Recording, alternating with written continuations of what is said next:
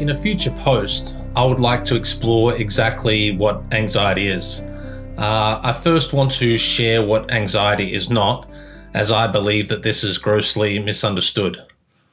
Without knowing what anxiety isn't, it's relatively impossible to understand and be open later on when I explore what anxiety is. Now, if you have ever wondered what the cause of anxiety is, you have no doubt heard somewhere along the lines that it is caused by a chemical imbalance. In my experience and interactions with people, it seems that most people believe that. Anxiety is not a chemical imbalance. I started to experience anxiety and depression for the first time in 1999. At that time, anxiety and depression was really a complete mystery to me. I did have the awareness that my own thoughts and behaviors were contributing to my anxiety and depression, but my level of insight then compared to now was very poor. I, like many people, went to see a GP, and I was quickly told that my anxiety and depression was caused by a chemical imbalance in the brain.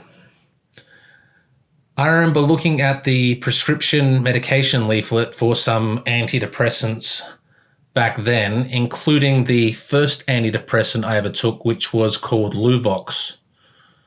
I remember it saying that anxiety and depression are caused by a chemical imbalance in the brain. I'm not sure if I ever really believed this 100% at face value, because even at that time, I knew that the stress I had in my life and the way that I was thinking and behaving was definitely contributing towards this feeling of anxiety.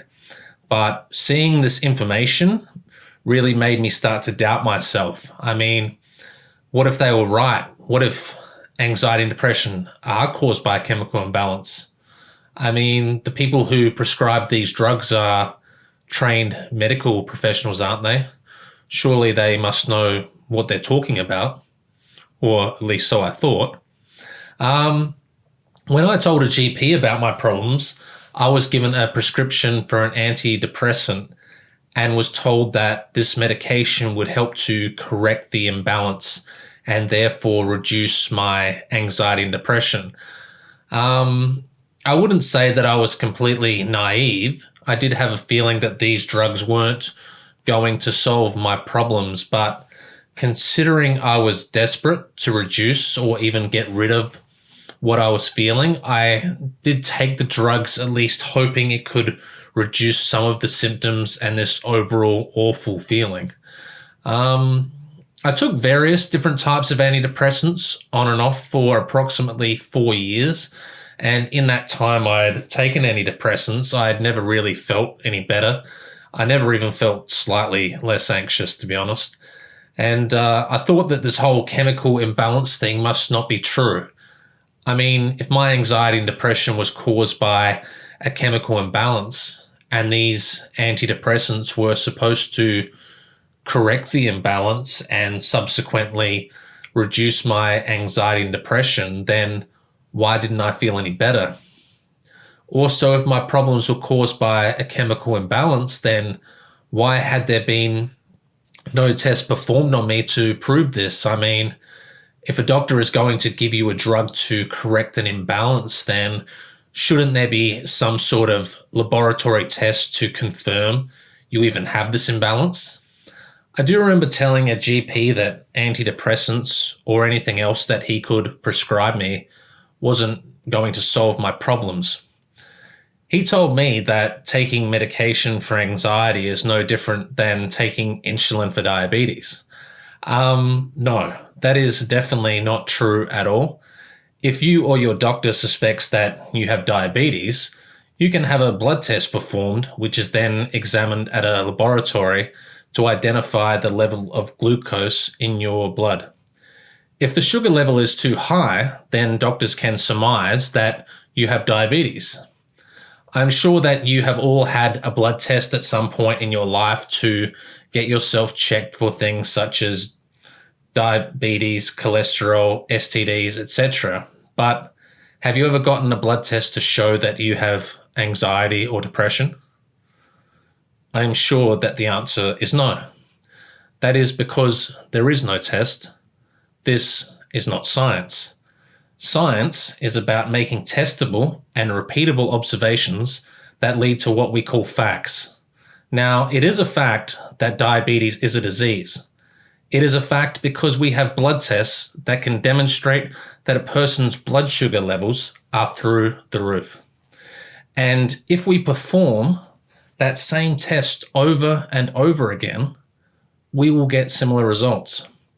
Now, it isn't a fact that anxiety is a disease or caused by a chemical imbalance because there is no test to demonstrate that it is. Claiming that anxiety is a disease or a chemical imbalance, therefore, is not science and therefore not fact. So why then do most people believe that anxiety is caused by a chemical imbalance? There are a number of reasons, and perhaps in a later video I can go into a more in-depth discussion about that.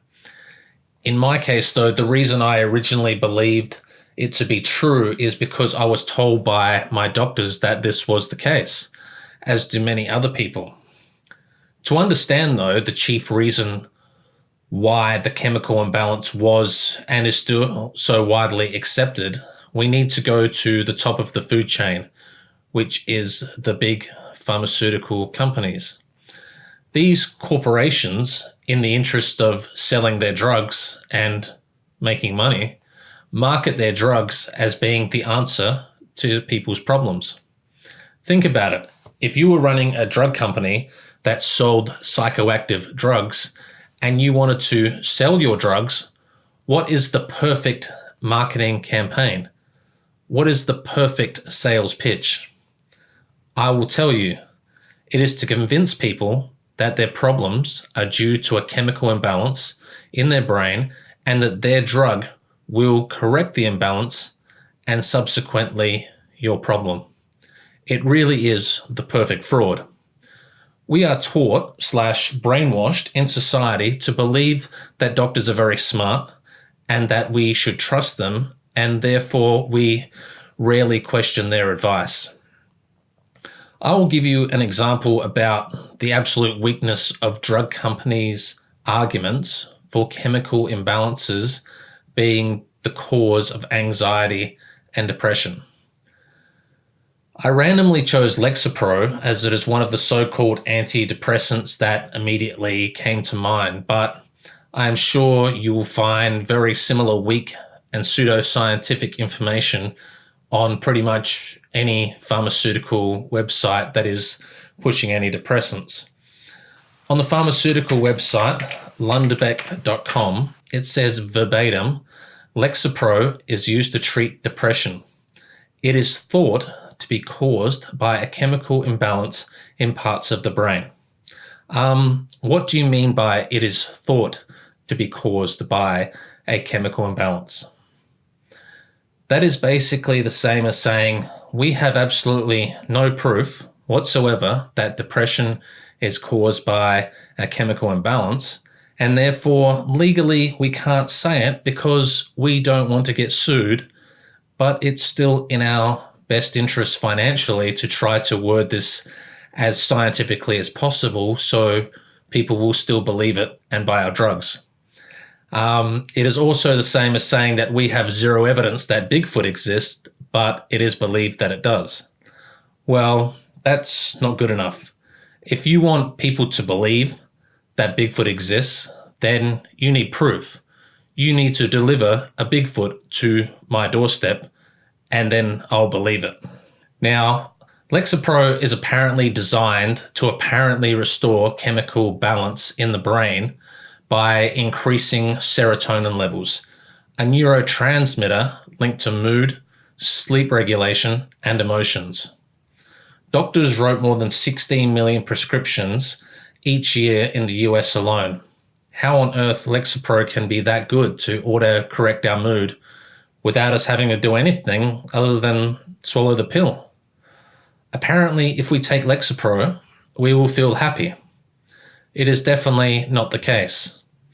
Again, how can we prove that certain ranges of serotonin levels in our brains is considered to indicate happy or depressed mood? No one can answer that. It is impossible to measure serotonin levels in someone's brain, and no proof that serotonin deficiency even causes anxiety, depression, or anything else. No laboratory test or experiment has ever successfully demonstrated that anxiety and depression is caused by a chemical imbalance, and there is no evidence whatsoever to prove what an ideal chemical composition of the human brain would resemble. As reported by drugwatch.com, there have been 32 suicide lawsuits involving Lexapro in the US. In reality, there are no doubt more suicide cases that go unreported. A meta-analysis study summing up approximately 375,000 participants was conducted by McMaster University in Canada. It revealed that those taking antidepressants had a 33% higher risk of dying prematurely. It is ironic. Instead of fixing our mood, these drugs actually make people feel much worse. Over the years, I have done much research about the cause of anxiety and depression, as well as research into the treatments, and I've come to the conclusion that all psychiatric drugs basically work by disabling our brain function, and they can cause progressive loss of mental acuity and quality of life, or even death. Many scientific references have proved the danger and lack of effectiveness associated with every single class of psychiatric drug. The evidence that psychiatric drugs work in the short term is insubstantial and contrived by pharmaceutical companies and the researchers they pay to write academic papers to give the appearance that the research is scientific. There is no convincing evidence that the drugs are helpful after months and years of exposure. Worse yet, there is mounting evidence that all classes of psychiatric drugs produce chronic or permanent brain impairment and disability, not to mention the life-threatening withdrawal reactions that they cause. Therefore, it is both unsafe to start taking and dangerous to stop taking psychiatric medications. Trust me, I have been drug-free for 16 years, and I certainly would not have been able to do what I have done if I was taking these drugs, such as completing 3 years in the military and completing a master's degree, for example.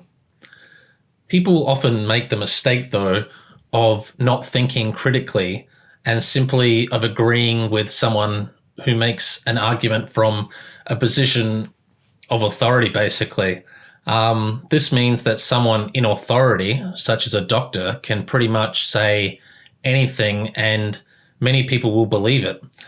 A doctor could say that you can now get HIV from riding a bike, and people will be more likely to believe that than if a truck driver said it. I know that that's a ridiculous and humorous example, but I want to make this point clear that we have been brainwashed as a society to do this, to believe what a doctor says or what a scientist says.